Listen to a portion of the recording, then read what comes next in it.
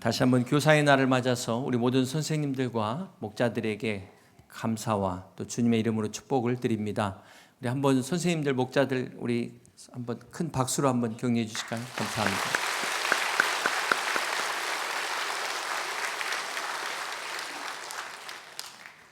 미국 도서시장에서 일주일 만에 무려 20만 권이 팔린 책이 있었습니다. 이 책의 제목은 How to Change Your Wife in 30 Days. 30일 만에 당신의 아내를 변화시키는 방법이라는 책입니다. 사실 이 책이 출간할 당시에 제목 중에 라이프를 와이프로 잘못 기재하는 실수를 해서 출판된 지 일주일 만에 이 오타를 발견하게 됐습니다. 그래서 출판사 측에서 황급히 책을 다시 원래의 제목으로 라이프로 바꿔서 내놨는데요. 이해할 수 없는 일이 일어났습니다. 30일 만에 당신의 아내를 변화시키는 방법은 일주일 만에 20만 권이 팔렸는데 30일 만에 당신의 인생을 변화시키는 방법은 한 달 동안 2권밖에 팔리지 않았다고 합니다. 그 까닭 대부분 사람들이 자신의 변화보다 다른 사람의 변화를 원하고 있다라는 것을 알 수 있습니다. 2주 전에 수능 만점 명문 의대생의 살인사건 뉴스를 보면서 많은 사람들이 충격을 받았습니다. 물론 특별한 케이스겠지만 오직 수능만을 위해서 모든 것을 다 포기하고 공부한 결과가 헤어지자는 여친의 말에 계획살인까지 벌리는 이런 참 어떻게 말해야 될지 모르겠습니다. 이것이 비단 그 한 사람만의 문제일까요? 우리 교육의 현실을 보는 것 같지 않습니까? 입시를 위해서라면 인성교육도 나중이고 신앙교육도 뒷전으로 밀어버리는 오직 성적만을 중요하게 여기고 성적 지향주의적인 현 교육의 문제라는 것입니다. 그런 면에서 볼 때 얼마든지 이런 사례가 또 생길 수 있다고 생각합니다. 어쩌면 지금도 진행 중일 수 있다. 공부 때문에 인간으로서의 기본적인 것을 등한시한 결과는 결국은 똑똑한 범죄자, 괴물을 만들 수 있다는 사실을 우리는 잊지 말아야 될 것입니다. 오늘 가정의 달을 맞아서 여러분의 자녀들이 만약 세상을 떠난다면 천국에 갈 확신이 있습니까?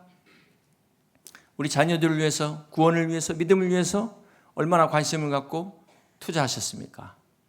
다시 한번 우리 부모님들뿐만 아니라 우리 자녀들의 믿음을 돌아보고 가족 구원을 위해서 기도하고 점검할 수 있는 저와 여러분 다 될 수 있기를 바랍니다. 여러분, 인간이 바뀔 수 있다고 생각하십니까? 아니다. 인간은 바뀌지 않는다. 여러분 어느 쪽이십니까? 어떤 교도소의 교도관이 죄수들의 재범을 막기 위해서 나름 소신을 가지고 교육을 했습니다. 무식해서 죄를 짓는 것이다. 교육만이 희망이다. 그렇게 생각하고 다시 죄를 짓지 않도록 나름 사명을 가지고 열심히 가르쳤다고 합니다. 그러던 어느 한 죄수가 들어왔는데 정말 글자를 못 읽는 무식한 죄수였어요. 이 사람을 잘 가르쳐서 다시 교도소에 들어오지 않도록 해야 되겠다. 그래서 열심히 가르쳤고 이 사람이 교도소에서 글을 깨우쳐서 검정고시까지 합격하는, 그리고 출소를 하게 됩니다. 그런데 몇 년 뒤에 이 사람이 다시 들어오게 됐어요. 이 사람이 다시 들어오게 된 그 죄명을 보니까 바로 문서 위조죄였다는 것입니다. 여러분, 인간의 죄성은 결코 바뀌지 않습니다. 인간의 죄성이 바뀌지 않는 한 인간은 절대로 바뀌지 않습니다. 인간이 위대하지만 그럼에도 동시에 인간은 결코 연약한 죄성을 가지고 있다는 것을 우리는 잊지 말아야 될 것입니다. 그래서 사도 바울이 오호라 나는 곤고한 사람이로다. 이 사망의 몸에서 누가 나를 건져내랴. 사도 바울의 고백이 오늘 저와 여러분의 고백이며 탄식 아니겠습니까? 그러나 우리의 연약함을 아시는 하나님께서 예수 그리스도를 보내주셨습니다. 보혜사 성령님을 보내주셨습니다. 오늘이 바로 오순절 성령 강림주일입니다. 이 오순절이 히브리어로 샤봇이고요, 헬라어로 펜테코스테인데 한자로는 50이라는 숫자죠. 바로 6월절, 예수님이 부활하신 후에 50일째 되는 날이 오순절입니다. 유대인의 3대 명절 중에 하나인 이 오순절에 성령님이 오신 이유가 무엇일까요? 이 오순절을 77절이라고도 합니다. 77절. 근데 이 오순절이 유월절과 오순절 사이에 안식일이 7번 있다 해서 77절이 되는 겁니다. 7은 완전한 수인데 그 완전한 수가 7번이니까 이보다 더 완벽할 수가 없다. 그런 의미에서 77절. 이 오순절에 성령님이 오신 것입니다. 또한 이 77절은 모세가 시내산에서 십계명, 율법을 받은 날입니다. 십계명은 하나님께서 직접 돌판에 쓰신 계명이에요. 이것은 시내산의 언약의 증거로 주신 하나님의 약속의 증거인 것입니다. 그런데 이스라엘 백성들이 그만 우상을 숭배하는 범죄로 이 돌판이 깨어져 버리게 됩니다. 이것은 무엇을 말할까요? 하나님과 우리의 관계가 죄로 인하여 깨졌다는 것을 의미합니다. 그런데 이 77절에 성령님이 오셔서 다시 이 깨어진 관계, 하나님과의 관계를 회복시키신 것입니다. 중요한 사실은 이제는 더 이상 돌판이 아니라 우리의 마음판에 새기시기 위하여 성령님께서 오셨다는 사실입니다. 또한 이 오순절은 밀의 첫 열매를 드리는 추수의 축제이기도 합니다. 이때 유대인들은 룻기, 구약의 룻기를 읽는데요. 룻은 모압 여인이죠. 이방의 여인입니다. 룻이 추수 기간에 오순절의 그 기간의 즈음에서 베들레헴으로 다시금 돌아왔는데 이 오순절과 룻기가 무슨 연관이 있을까요? 바로 이방 여인 룻이 추수 기간인 오순절에 돌아온 사건이 우리에게 주는 영적 교훈이 무엇일까요? 이것은 오순절 바로 성령 강림의 의미는 이방의 영적 추수의 시작을 알리는 것입니다. 복음이 세상을 향하여 나아가는 교회의 시작을 이야기하고 있다는 것입니다. 실제로 사도행전 2장에 보면 오순절 성령의 사건으로 초대교회가 시작되고 있습니다. 오순절 날 베드로의 설교로 하루에 3,000명이 회개하고 돌아오는 역사가 일어나게 됩니다. 이 오순절의 영적 추수가 바로 핵심이라는 거예요. 이것이 성령 강림의 본질이라는 것입니다. 오순절에는 누룩을 넣은 2개의 빵으로 제사를 드리게 되어 있습니다. 일반적으로 이스라엘 백성들이 제사를 드릴 때는 누룩이 없는 빵으로 제사를 드립니다. 그런데 왜 누룩을 넣은 빵으로 제사를 드릴까요? 이 누룩은 죄를 상징하는 것이기 때문에 누룩을 뺀 음식으로 제사를 드리는데 일부러 이 누룩을 넣었다. 이것은 하나님께서 이방의 모든 사람들도 다 이제 함께 받으신다는 그런 영적 의미를 가지고 있습니다. 2개의 누룩이 든 이 빵은 바로 유대인과 이방인이 이제 그리스도 안에서 하나 되는 것을 상징하는 것입니다. 이것이 바로 진정한 오순절 성령 강림의 의미라는 것입니다. 그런데 이 유대인들은 아직도 이것을 깨닫지 못하고 있어요. 그러면서 구약의 룻기만을 열심히 읽고 있습니다. 복음이 시작된 저 예루살렘 이스라엘이 선교지가 되어버린 것입니다. 사랑하는 성도 여러분, 오늘 우리는 이 오순절에 성령 강림하신 하나님의 뜻을 깨닫는 복된 성도들이 다 되시기를 주님의 이름으로 축복합니다. 우리 사도행전 2장 1절을 다시 한번 보시겠습니다. 오순절 날이 이미 이름에 그들이 다 같이 한 곳에 모였더니. 왜 이들이 다 같이 한 곳에 모였을까요? 사도행전 1장 4절을 보시면 사도와 함께 모이사 그들에게 분부하여 이르시되 예루살렘을 떠나지 말고 내게서 들은 바 아버지께서 약속하신 것을 기다리라. 부활하신 주님께서 승천하시기 전에 약속하신 성령을 기다리라. 자, 이 말씀을 듣고 몇 명이 기다렸을까요? 120명이 마가의 다락방에서 기도하며 기다리다 성령의 은혜를 체험하게 된 것입니다. 그러면 나머지 사람들 어디 갔을까요?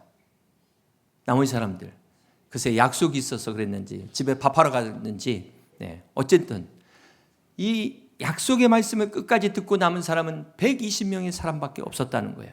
이들이 기도하는 바로 이때 2절을 계속해서 봅니다. 호련히 하늘로부터 급하고 강한 바람 같은 소리가 있어 그들이 앉은 집에 온 집에 가득했다. 자, 여기서 호련히라는 게 갑자기라는 겁니다. 갑자기 무슨 말이죠? 이건 사람이 계획한 게 아니라는 거예요. 사람이 의도한 게 아니라는 것입니다.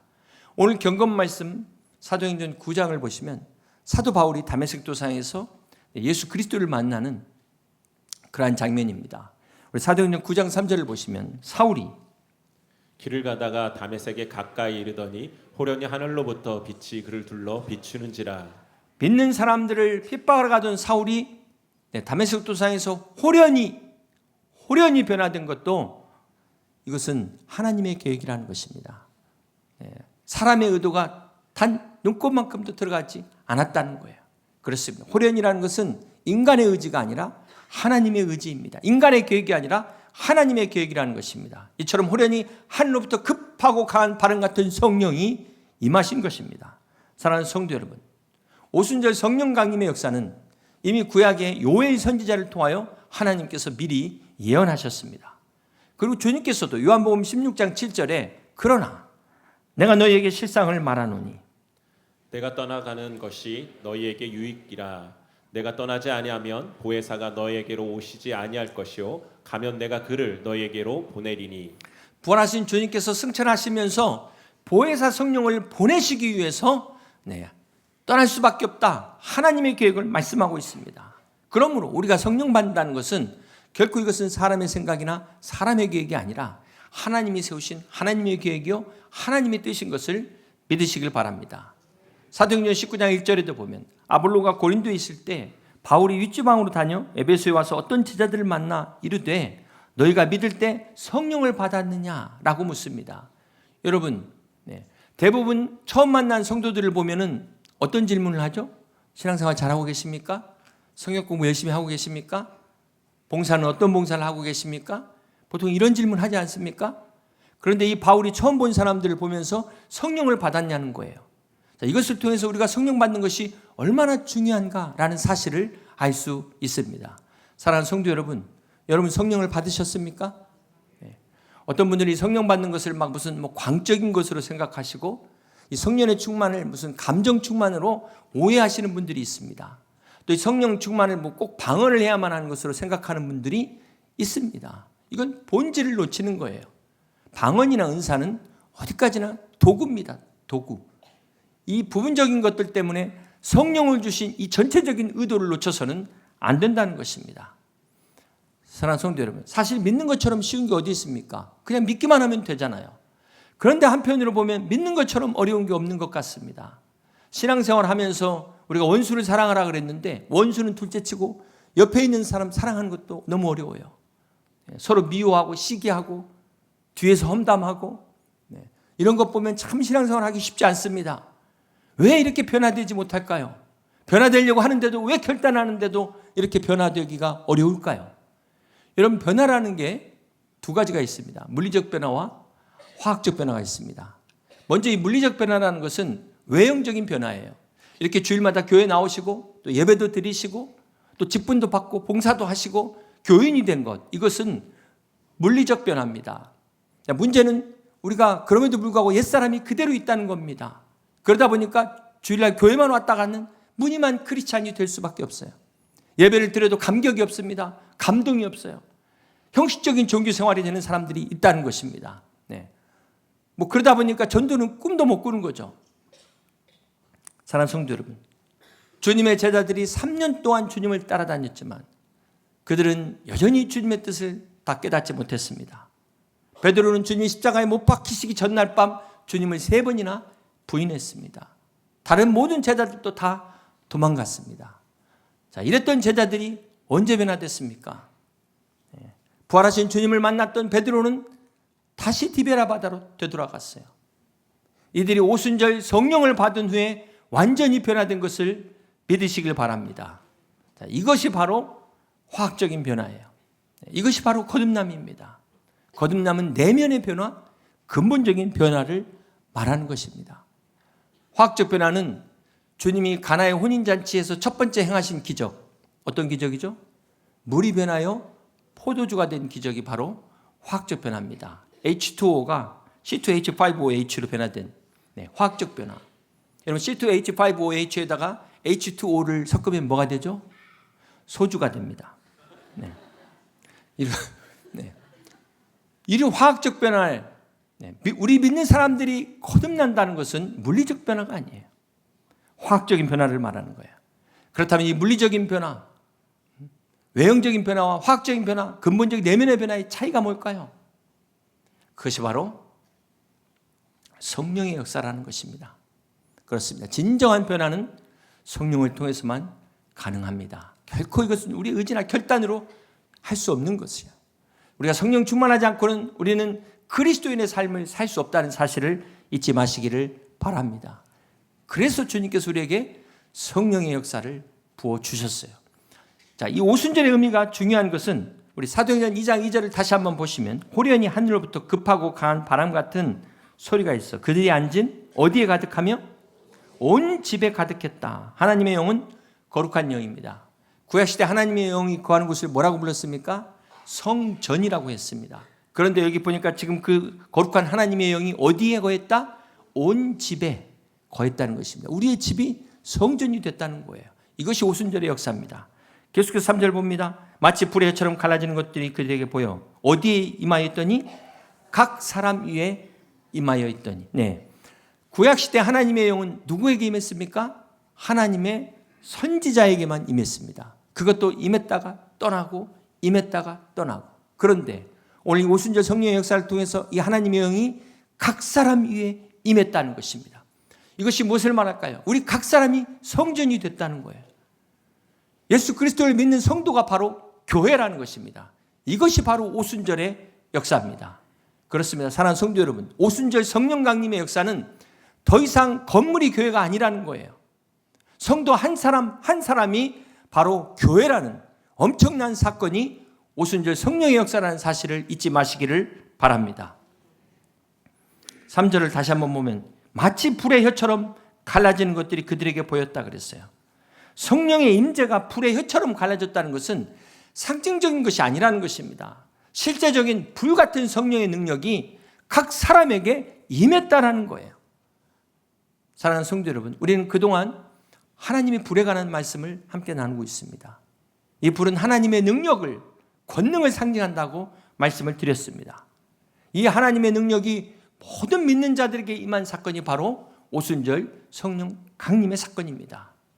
이 오순절의 사건은 성령의 불같은 능력을 아는 것에서 경험하는 사건이에요.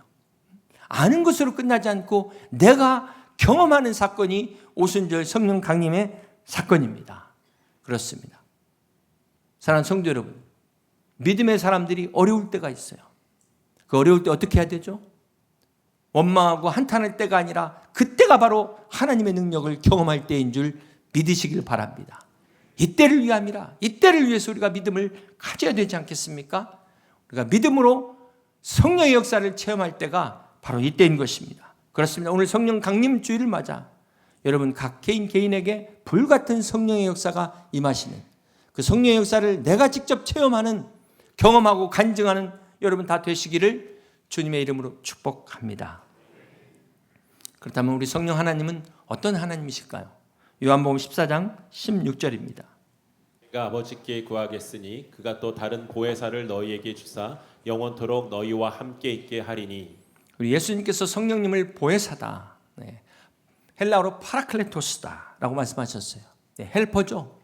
우리 옆에서 돕는 분이십니다. 로마서 8장 26절에 성령도 우리 연약함을 도우시나니라고 말씀하고 있습니다.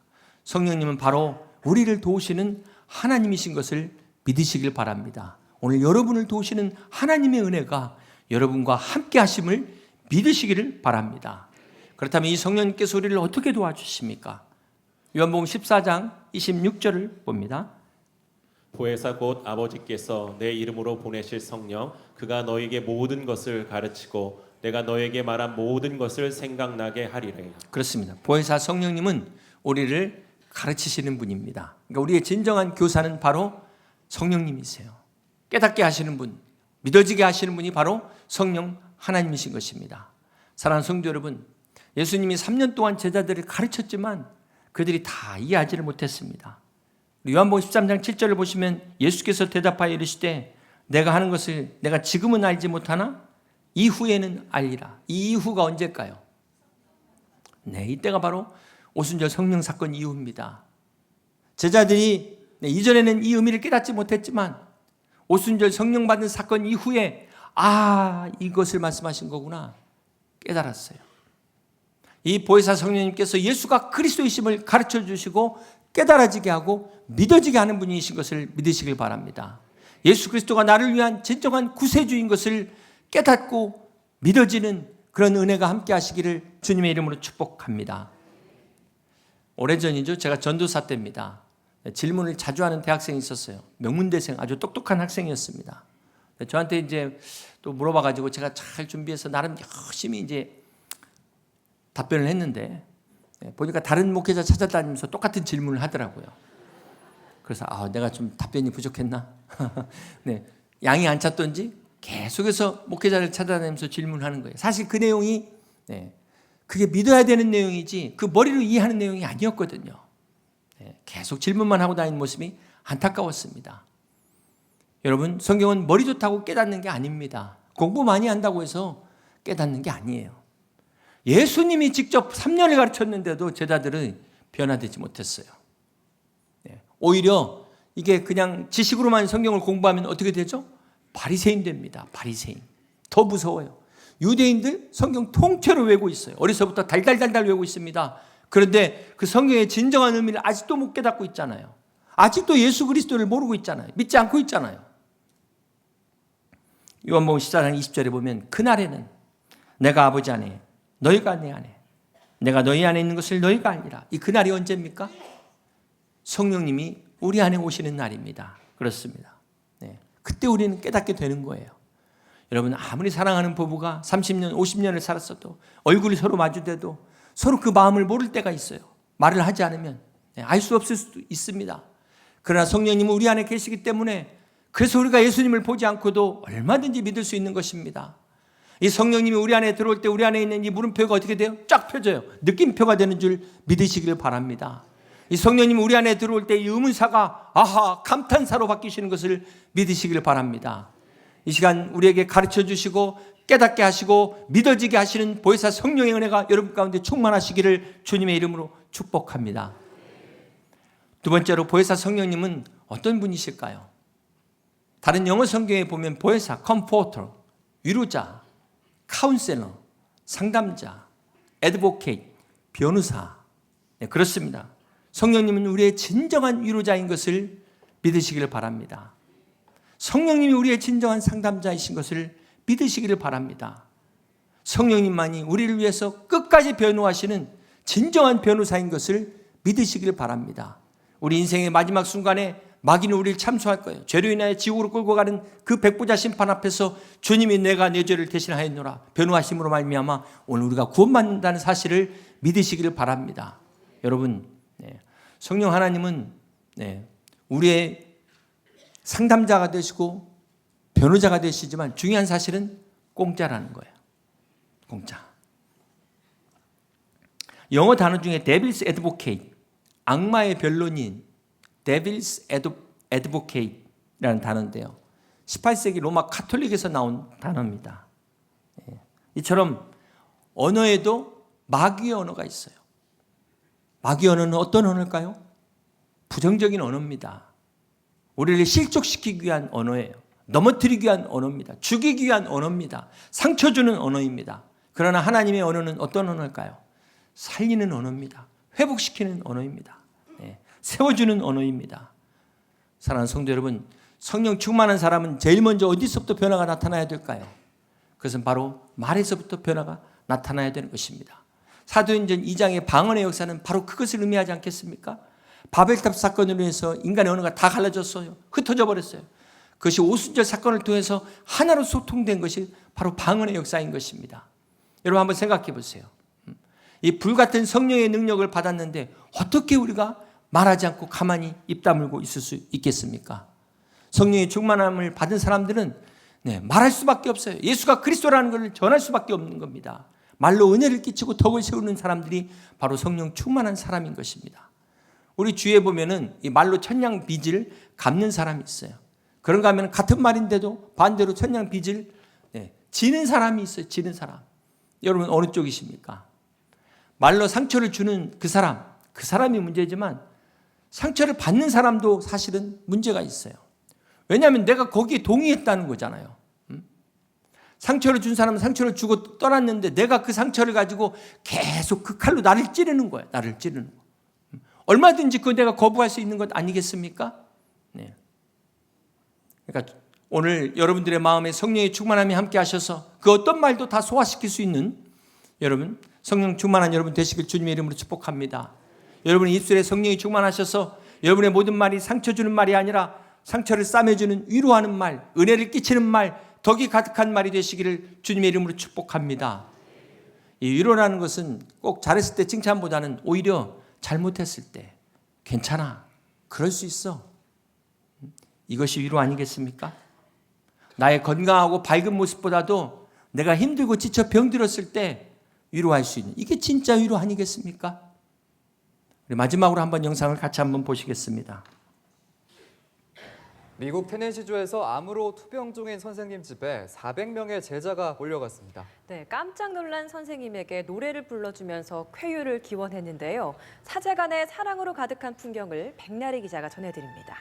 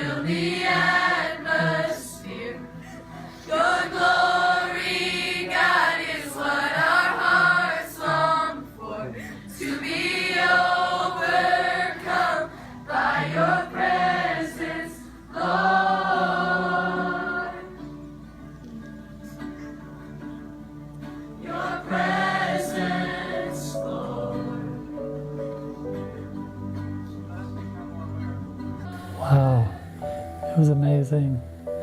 In that moment, I felt like I was not alone. It was wonderful and more than we could have ever imagined or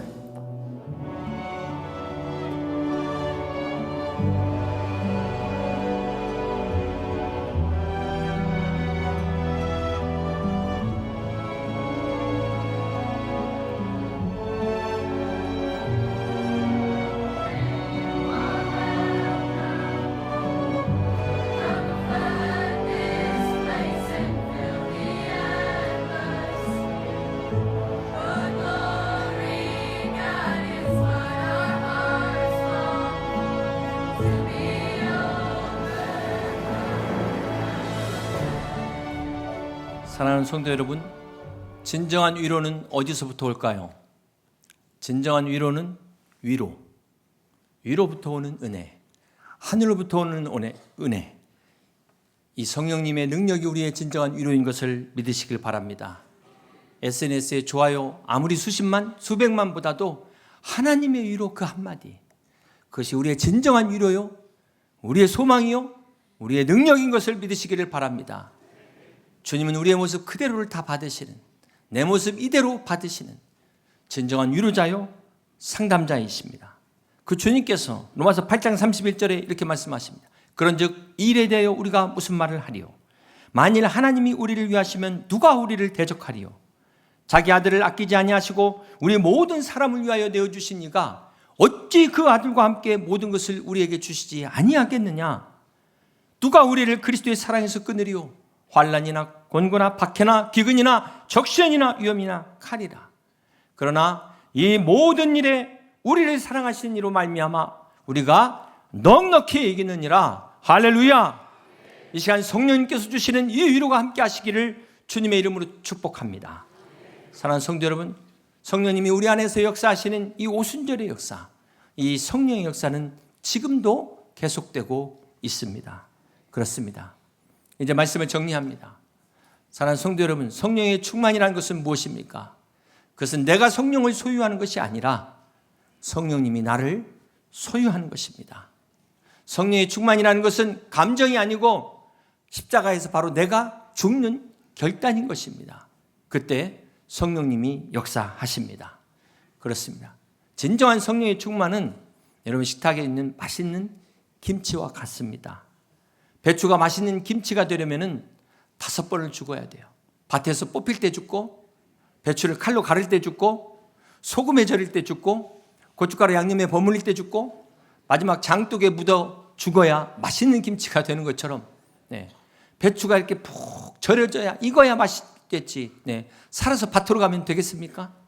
네, 우리가 성령 안에 잠겨 성령의 인도하심을 받는 것이 바로 성령의 충만입니다.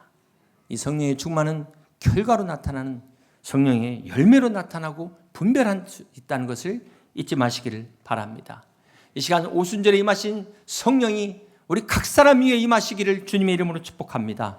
여러분 모두가 불의 혀와 같은 이 성령의 능력을 받아 성령 충만한 여러분 되시기를 주님의 이름으로 축복합니다.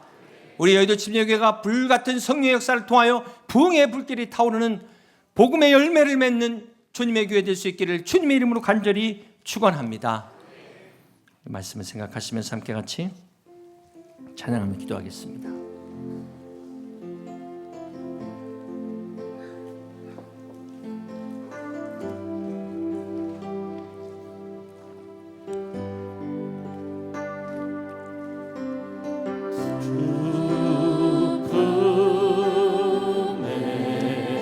품으소서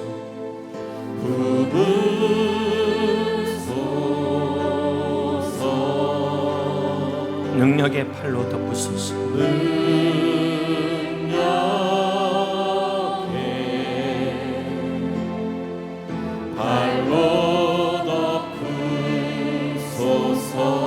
거친 파도 날 향해 와도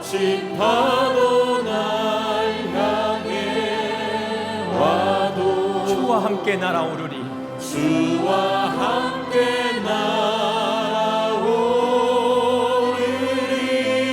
폭풍 가운데 나의 영혼, 폭풍 가운데 나의 영혼 잠잠하게 주를 잠잠하게 주를 보리라. 주님 안에 나 거하리. 주님 안에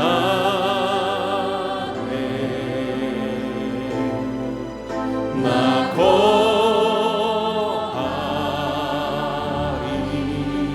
주 능력 나 잠잠히 믿는 주 능력 나 잠잠히 믿네. 거친 파도 거친 파도 날 향해 와도 주와 함께 날아 주와 함께 날아오르리.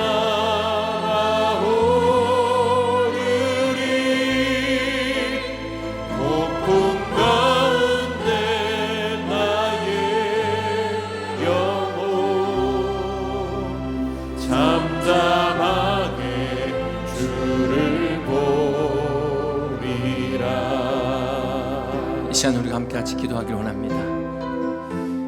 오순절 베드로의 설교를 들은 많은 사람들이 우리가 어찌할꼬 할 때 베드로가 이르되 너희가 회개하여 각각 예수 그리스도의 이름으로 침례를 받고 죄 사함을 받으라. 그리하면 성령의 선물을 받으리라고 말씀하셨습니다. 사랑하는 성도 여러분, 이 시간 우리가 예수 그리스도를 믿고 회개하면, 통회하고 자복하면 하나님께서 성령을 선물로 주신다고 말씀하셨습니다. 그렇습니다. 성령 받는 거 어려운 거 아니에요. 선물은 받기만 하면 되는 것입니다. 성령을 선물로 주신 그 주님의 뜻을 깨닫고 이 시간 그 성령을 받아 성령의 충만함을 누리는 여러분 되시기를 주님의 이름으로 축복합니다. 여러분 혹시 신앙생활의 기쁨을 잃어버리지 않으셨습니까? 이 시간을 통해 다시금 오순절 성령 강림 역사를 통해서 주님께서 이 놀라운 역사를 베푸신 것처럼 우리 안에 성령의 기쁨과 충만함을 회복시켜 주시옵소서. 이 시간 함께 같이 기도합니다.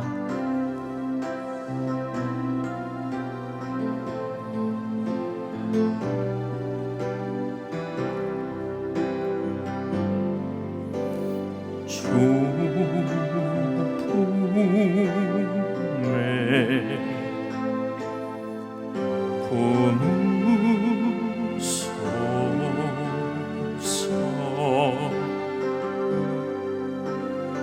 능력에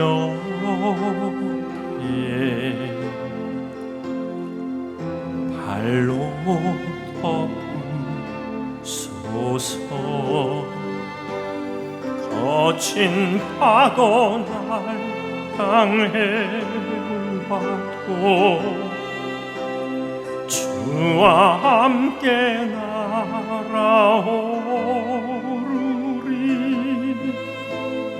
폭풍 가운데 나의 영혼 잠잠하게 주를 보리라. 다 같이 주님 안에 일어나서 찬양합니다. 주님 안에 나 거하리 나 거하리.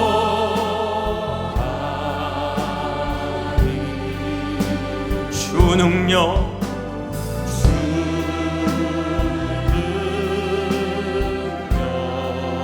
나 잠잠히 나 잠잠히 믿네. 거친 파도 날 향해 와도 주와 함께 날아오르리.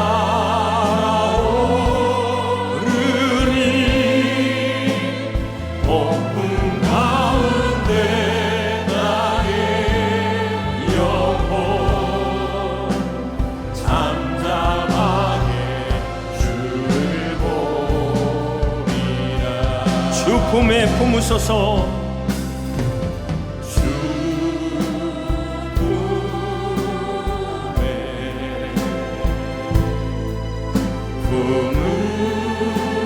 품으소서. 능력의 발로 덮으소서.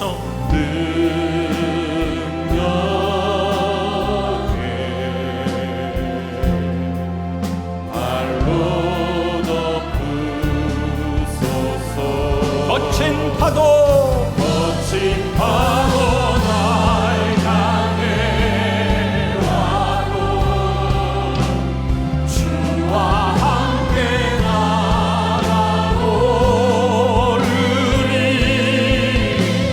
폭풍 가운데 나의 영혼 잠잠하게 주를 보리라. 거친 파도 거친 파도